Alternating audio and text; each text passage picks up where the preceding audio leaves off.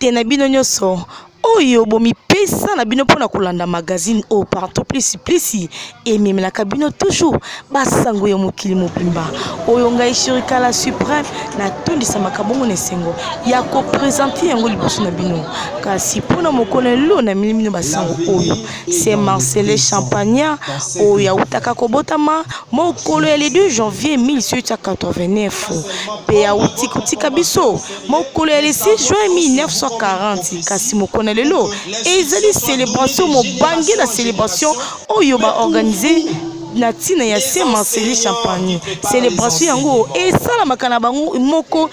le 6 juin ba célébraka kaka pona Saint Marcelin Champagnat kasi célébration yango elekaki nango na institut bobokoli etambola makiki toko na ndenge ya kusakana te mokona lelo batu ya ndenge na ndenge bazalaki na tina kaka ya célébration